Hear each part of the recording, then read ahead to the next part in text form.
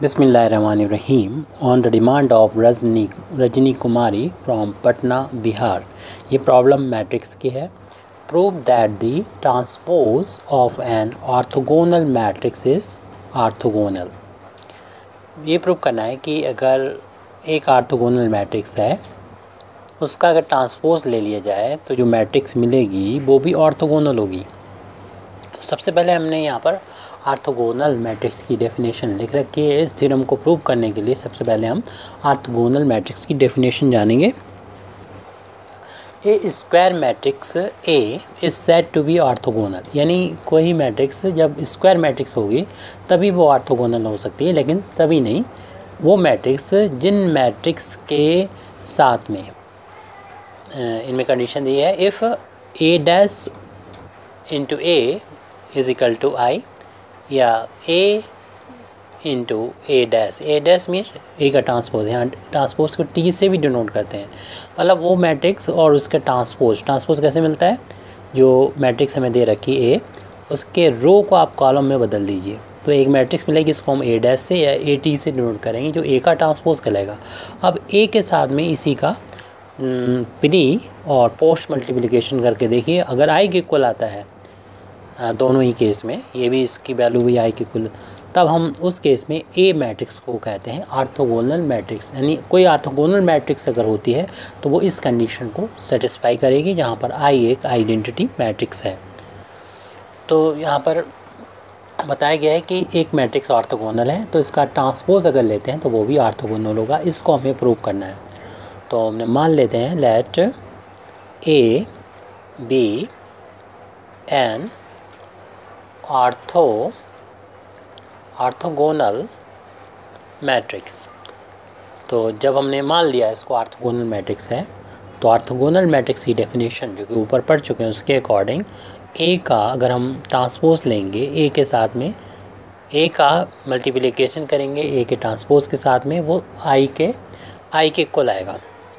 या हम ए के ट्रांसपोज का ए के साथ प्री मल्टीप्लिकेशन कर रहे हैं तो ये भी आई के इक्वल आएगा, आइडेंटिटी मैट्रिक्स इक्वल आएगा, क्योंकि ए ऑर्थोगोनल मैट्रिक्स है। इसलिए ये वाली बात सही है, क्योंकि ए अगर ऑर्थोगोनल तो ये रिजल्ट हमें मिलेगा, इसका हम यूज़ कर सकते हैं। इसलिए इक्वेशन नंबर 1 डाल दिया हमने।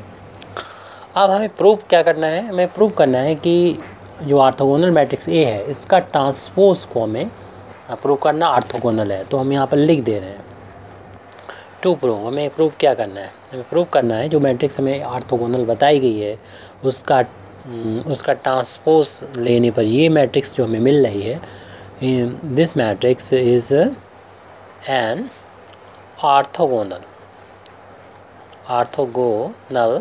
मैट्रिक्स। और हमको डेफिनेशन से बताया है कि मैट्रिक्स ऑर्थोगोनल कब होती है। उस मैट्रिक्स में उसके ट्रांसपोज से मल्टीप्लाई करें, पोस्ट या प्री, उसकी वैल्यू आई के इक्वल आ जाना चाहिए। तो हम पहले तो इस मैट्रिक्स का निकालेंगे, ट्रांसपोज निकालेंगे। तो ट्रांसपोज ऑफ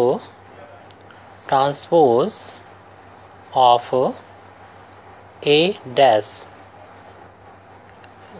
तो इस मैट्रिक्स में ट्रांसपोज निकालने के लिए इस पर फिर डैश लगा दीजिए। वो अलग बात है, इसकी वैल्यू ए के इक्वल होती है, वो हम बाद में रखेंगे, अभी रख देंगे तो फिर थोड़ा सा कम समझ में हो सकता है, तो इसलिए यहाँ पर हम इसकी वैल्यू नहीं रख रहे हैं। हाँ, तो इसका ट्रांसपोज ये हो गया। अब हमें चूँकि प्रूव करना है ये ऑर्थोगोनल है ए डैश, तो इस मैट्रिक्स का हम यानी ए डैश का इसके ट्रांसपोज के साथ में मल्टीप्लाई करके देखते हैं। अगर आई के इक्वल आता है तो हम कहेंगे कि ऑर्थोगोनल है ये, और इसके लिए हम उसका प्री और पोस्ट दोनों से मल्टीप्लाई करके चेक करेंगे। तो ये मैट्रिक्स हो गया, उसका ट्रांसपोज ये हो गया। तो इसको तो हम ऐसे लिखा रहने दें। और हम लोग जानते हैं किसी मैट्रिक्स के ट्रांसपोज का भी ट्रांसपोज खुद उस मैट्रिक्स के बराबर होता है।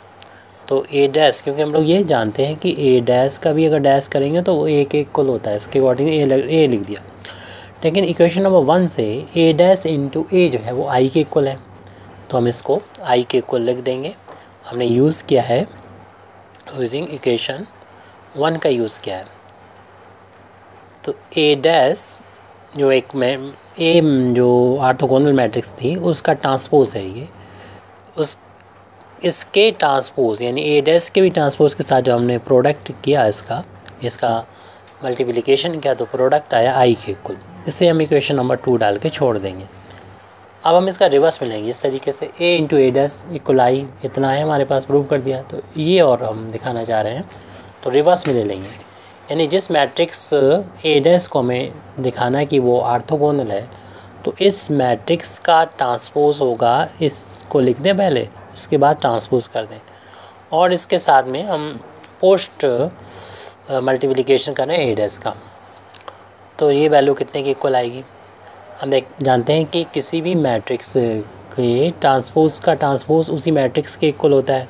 तो इसके अकॉर्डिंग ये वैल्यू तो ए के इक्वल हो जाएगी इंटू ए डैश, और ए इंटू ए डैश आपको पता ही है इक्वेशन नंबर 1 से आई के इक्वल है, क्योंकि ए के बारे में हमें बताता उसका हम ये यूज़ कर सकते हैं अपने इस क्वेश्चन में। तो ये वैल्यू तो आई के इक्वल है, हमने यूज़ किया है इक्वेशन नंबर 1 का, यूजिंग इक्वेशन 1 का हमने यूज़ किया, यानी किसकी वैल्यू आई है ए डैश का dash into A dash I के। इसी इक्वेशन अब हम डाल देते हैं 3। अब 2 और 3 को ले लीजिए, यानी फ्रॉम इक्वेशन 2 and 3। इक्वेशन 2 और 3 से हम कह सकते हैं दोनों के राइट हैंड साइड इक्वल हैं तो दोनों के लेफ्ट हैंड साइड भी इक्वल होंगे, तो इनके लेफ्ट हैंड साइड को इक्वल कर देना है।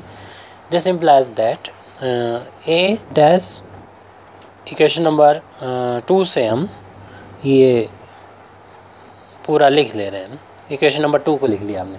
अब इसी में जोड़ देंगे इक्वेशन नंबर 3 को। इक्वेशन नंबर 3 का राइट हैंड साइड लिखा हुआ आई, उसका लेफ्ट हैंड साइड इसके बराबर है, तो हमने यहाँ पर इसको लिख दिया ए डैश का dash equal to A dash, ये इतना लिख दिया। तो हम देख रहे हैं कि डेफिनेशन के अकॉर्डिंग कि कोई मैट्रिक्स हो उसका ट्रांसपोज के साथ मल्टीप्लिकेशन करें तो प्रोडक्ट आई के इक्वल आए, और इसका ऑर्डर भी अगर चेंज करें तब भी वो आई के इक्वल आए। तो ऐसे केस में इस मैट्रिक्स को बोलते हैं ऑर्थोगोनल बाय डेफिनेशन। तो bye definition of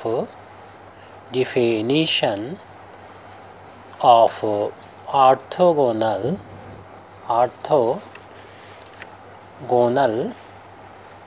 matrix, A dash is also a orthogonal matrix। तो यही हमें प्रूव करना था, इतना आ गया, इससे ये रिज़ल्ट हमको मिल गया है। Thank you very much Indeed for listening me व आखिर दावाना अल्हम्दुलिल्लाहि रब्बिल आलमीन।